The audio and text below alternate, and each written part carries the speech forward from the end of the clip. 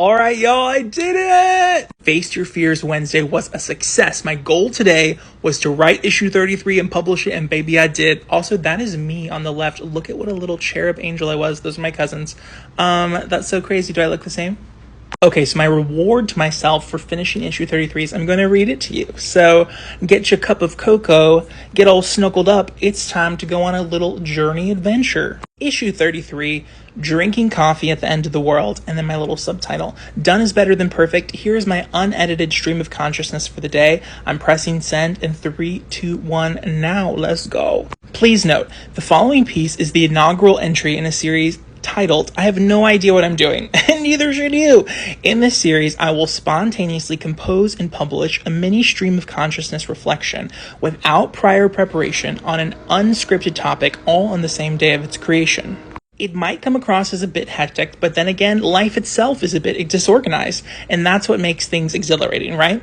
The tentative plan, I come to the computer and hopefully let the words flow. Whatever comes to me, comes to me. No editing, no revisions, just raw and unfiltered memory. And hopefully a bit of dialogue with my creativity, which is a rather panicky creature who often evades me and doesn't always come when called. The only limit is time. So each weekday, my best friend Ayanda Stood and I do these terrific co-working sessions where we show up for our various creative projects while we're on a muted video call together. We live in different countries, so it allows us the pleasures of working with your bestie in a coffee shop or a bookstore without the thousands of dollars on airfare. For those who like my pieces about TV and film, I will still likely write pieces about television shows I'm loving, the films that are moving me, and the books that I can't put down, but I'd love for this place to become more informal. I'd love to be the voice you curl up with after a long and exhausting day, to escape the world and find pleasure in whimsy, and maybe even comfort in the lived experiences of another person. So why the shift?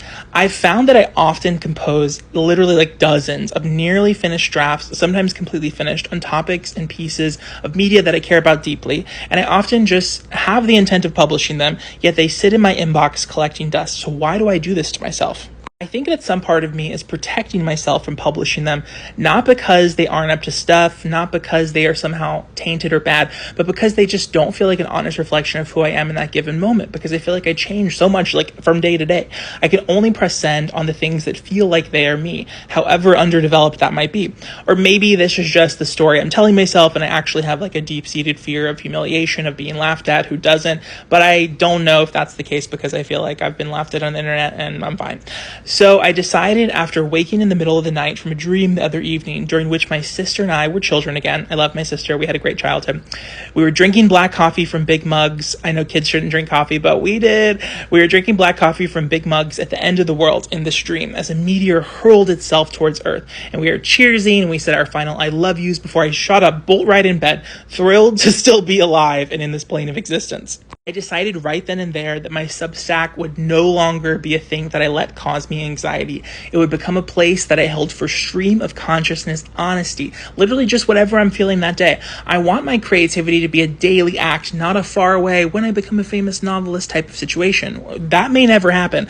I don't want to live in the future. I want to live right now because who knows? The Earth might be like not even here in 20 years. So yes, I might sometimes write more formal film, television, or book reviews. I love doing that. And I might sometimes publish essays or stories. I have a whole portfolio of writing from my many years of being a writer. But what I hope will become the core of this publication is just that feeling of when you've been on the phone with your best friend for 3 hours and you don't want them to stop talking because the story they're telling you just makes you forget that the world is ending just for a moment. Like you're gripped. That's what I want to do. I want to give people that daily just like reading escape. There are so many outlets that I feel like have done that for me. Like when I read like a really good long form piece of journalism and the world just like melts from around me. And I want to create that, but I want to do it through like the personal essay style. So I hope you like it, whatever flows in this space. I'm not going to judge it too harshly and you shouldn't either. I have a lot to say about a lot of things. I've fallen in love and I've had my heart broken more times than I can count. I've lived, studied, and built entire lives in more than 22 cities across 9 countries. I've lived so many experiences, some funny, some tragic, some exhilarating, some thrilling, and I feel an itch in me to start sharing them. I imagine I'll probably start small, luring the beast of creativity from its cave. It will not likely come willingly, and I might have to sleep in the cave for a while to make headway, but we'll see. I'm putting no pressure, no expectations other than butt and share, write the words down, make things right now, press send now, not later, no more procrastination. So I imagine this exercise, while fun, will be quite tricky at times. Let's see what comes of it. So without further ado, let's read issue 33. 33. Drinking coffee at the end of the world, Florida, 1999. So that's me on the far left. Middle and right are my cousins. I won't share their names because they didn't sign up for a life in the public eye like I did. But if you're reading this, cousins, I love you and miss you and send you all my love. This picture was taken somewhere in Florida. We look like we're having the time of our lives, which our childhoods were so fun. We were vibing. Listen, y'all, I'm so tired today. I didn't take my pills because I woke up late, and so I'm having what's known in Alex land as a transition day, a day of pure exhaustion where I just slug through, still getting all my tasks done, but without my meds. Everything, while still achievable, feels like I'm living in difficult mode. Transition days always set me up for going to bed super early, though, so after this little bout of painful exhaustion, tomorrow is going to be glorious. It's strange what we do to our bodies, like what becomes normal to us. I remember reading a study a few years back about how being tired somehow makes you more creative. I've never felt like that was true for me. I always feel my best when I'm at my most awake. I have always been attracted to stimulants, and I've always loved coffee. I remember the first time I smelled coffee. I was in my grandfather's dusty old, now sold to a stranger one-story in a town in North Florida where the average age must be 70. The place had tile floors, mesh screen, big lizards, ceramic gravy boats full of individually wrapped caramel candies, and two of my favorite people on the planet at the time, my paternal grandparents.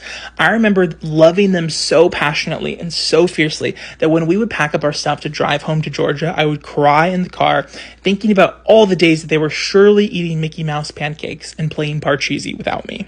The first time I smelled coffee was in that house. Both of my parents didn't drink the stuff, but my Aunt Nancy did. She had a very particular voice that has a musical quality to it, and I remember loving the act of just hearing her as a kid. Everywhere she went, she started her day with a cup of coffee, and she sort of hummed a melody to herself. As she brewed it, the members of the house came alive to themselves, yawning and stretching sore limbs into the early light of Florida morning. The smell of gasoline sinking in from the screen porch, someone always using their leaf blower. It was the first thing we always smell in the mornings, coffee and unburnt hydrocarbons. I love the smell of coffee and hate the smell of unburnt hydrocarbons with a passion. Fun fact, last year I went viral in a not so good way for stating plainly that all people who use leaf blowers are at least partially evil. This was actually really silly, but there was this study that said that using a leaf blower for 30 minutes, a gas-powered leaf blower, not electric, emitted more hydrocarbons than driving from New York to LA. And it's like a scientific back study, but they were talking about unburned hydrocarbons. And so I posted a video about it, and literally people lost their minds. So I'll just read from the thing. Last year went viral for a not so great way for stating plainly that all people who use leaf blowers are at least partially evil because of the implications of the environment. Around the world, it seems straight men who were addicted to their little blowing machines sent me angry comments defending leaf blowers and their good guy owners. I will write a separate piece on this because I think it's quite funny now.